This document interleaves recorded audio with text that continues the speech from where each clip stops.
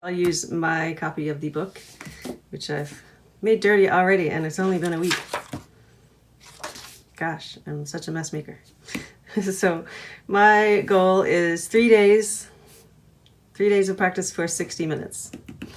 So actually, I just filled out my last book. So I started using this for myself last year because I thought it would be fun to join the fun that my students have and just to see how it feels to be a student again. So I decided to make myself a student. I've told this before on Instagram, but it's been a while. But I had a practice book. I started myself with a practice book and a list. And this is my old book. See, I've marked it old. So this is from last year. And I had a list. My list was a little different, but Repertoire is here. And this book I totally filled out. Look at that. Isn't that beautiful? Coffee stains and everything. Stickers. When I do good and do my practice, I get a sticker. Yay. And it's so full. And all my progress is here, and it's so fulfilling and so rewarding to look back and see how I progressed. So then I even did the future repertoire list, songs I want to learn. I did a current repertoire list. And so this book now shows my progress of when I went, up tempos in my scales and my arpeggios and my pieces. And so I never used to practice like this before, trust me. So this is just a current thing that I tried, that I started doing. I realized I needed to crack down on processes and, progress, I guess. So yeah, so that's my old book. So then my new book I made for September just has I just did 1 week, and actually I didn't write what week. So it's cool to write the weeks, and you can write this from the day you started tracking, or you can write it from like the week of your season or your term. So for me, I've wrote the week I started tracking. So I started tracking this book, well, it started March 2020, but then I kind of went March 15, 2020, and then I didn't do anything until October. I decided to start it again officially. So something happened between March and October, but then in October I was like very consistent. Sometimes never practiced, but it got better. So this is the thing too. When you do this, you'll improve because you'll be always sort of thinking, okay, I got to practice. If I don't practice, I'm going to have this kind of thing happen, and I'm going to have sad faces. Sad faces. So where was I? I don't know. Oh yeah, so the week I was tracking. So I started tracking it in week 1, week 2, and then I went October, week 3. So then it was consistent. And then my last week of this book, well, that's a blank page I didn't use. My last week of this book was week 45. So that was August 26th. And then we went to September 2nd. So this is, and I've got, well, this week is done. So actually I didn't fill out my star or my sticker.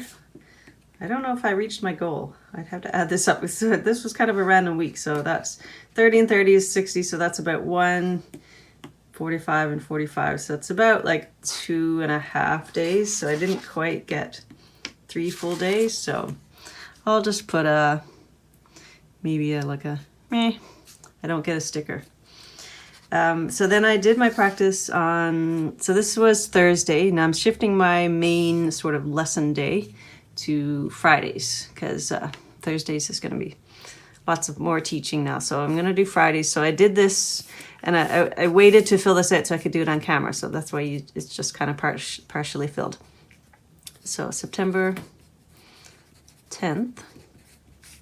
And what I do when I practice for my like weekly lesson practice. So my weekly practice, which, I'll call my lesson, my weekly lesson with myself is where I set a new goal.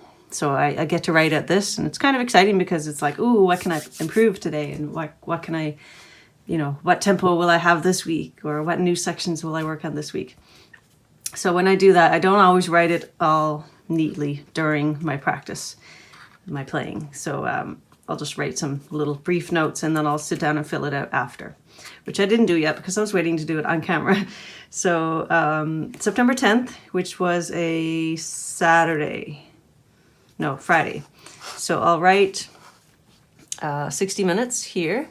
And what I do for this block is I'll draw a double bar line. So I'll turn this, So I'll turn this little line into a double bar line because that signifies the end and the beginning. So the end of my current week here and the beginning of the new week. So like this, you could even write here lesson if you want. You could even write the date if you wanted up here, September 10th. So that's my lesson, and it cuts off here. Now this could get a little confusing to understand how this works, but this is not a calendar week per se. This is a practice week. So your practice week always goes from your new lesson. So your new lesson is your new assignment. So that's the week ahead. So then you'll do Friday lesson. And you know, you can tell your students, you could write down the practice time as their lesson because they're still practicing during the lesson. So you can say, well, your lesson can be, you know, write down your 30-minute lesson. You know, that's up to you. So Friday, Saturday, and then you come back to the beginning of this block, and then you fill out your practice times here. Sunday, Monday, Tuesday, Wednesday, and Thursday. Now this is Monday that I'm filming this, so I think I'm not sure if I practiced since. Again, I didn't write it out because I wanted to save it, but I should have wrote at least my practice. But I think I practiced just a little bit yesterday. It was kind of random. It wasn't my schedule, so it was probably just 20 minutes of playing. So I'll put down 20 and I'll just put playing because I didn't go through my routine. I didn't do my technique or anything. So, and I got to finish writing this out. So this is the practice part anyway. So again, your double bar line signifies the end of your previous week and the beginning of a new week. So you go here, if it's Friday or whatever, if it's Wednesday. But so for my sake, it's Friday, Saturday, Sunday, Monday, Tuesday, Wednesday, Thursday. And then when I get to Friday of this week coming, you know, the next week, it will be on a new block. And this is week 47 of tracking. And so I've already written in my sight reading, so I wrote that while I was playing. So I'm sight reading Keep Calm and Play On, which is this book. I already showed you this one. And I'm sight reading Devenir. I don't know how to pronounce that. I think it's an Audi piece. And then for my technique, so while I was playing through everything on Friday, I just sort of jotted in the tempos that I'm going to do without actually writing it out. So once I sit down and do this, now I'll actually write.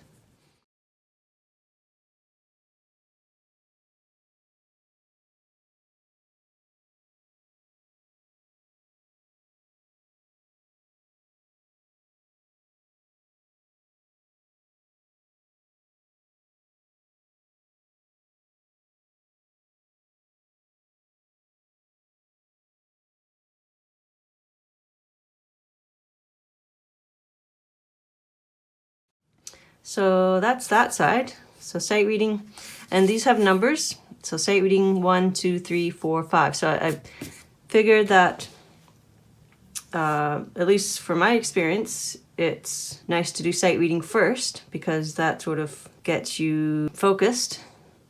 And if it's like casual sight reading, you can just relax and play a song before you have to do any serious practice. And then the technique to get you warmed up, and then the etudes, and then the full repertoire. And ear training can go after, and theory is usually done away from the piano, so theory can be last.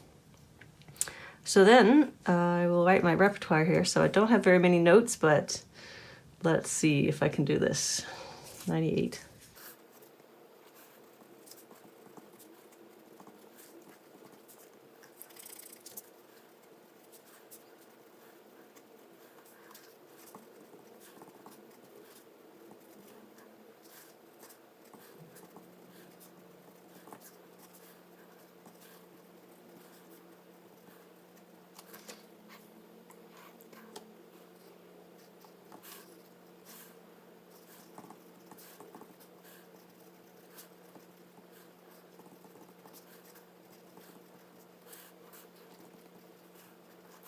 The brackets just mean I bracket it on the score, and so I set a new section. So if I say HS new brackets, it just means hand separate for the new section that's marked with brackets. And then my ear training, I'm not doing any of this currently, and I still didn't do my theory from last time. I've been really lax on theory lately, and so that gets an X from last week, and it gets written down again for this week. The check marks, so I check off, and I tell my students, well, check off your sight reading and your theory, because that's stuff that's just done, basically done once and then it's done. So you can check off that. So if you've finished sight reading a song, check it off. So I did 2 songs in this last week, so I checked them off and tell the students, well, if you don't do your theory, just put an X. You know, we're not going to be mad at you. It's okay if you didn't get it done, just put it down for next week and get it done. Now, some people are of the belief that if you didn't do your theory this week, well, you should do another page this week to make up for it. But, you know, that's not always helpful, because if you couldn't get it done one week, who's to say that you can get now 2 pages done this week? Just, you know, try to get the last page done. It's like you take out a loan before you can even pay the last loan. Like, how can you pay a second loan if you can't even pay one loan? So just, you know, don't double down on things if you can't even handle one thing. That's my theory. So that's how I filled out mine. So there it is. Happy practicing.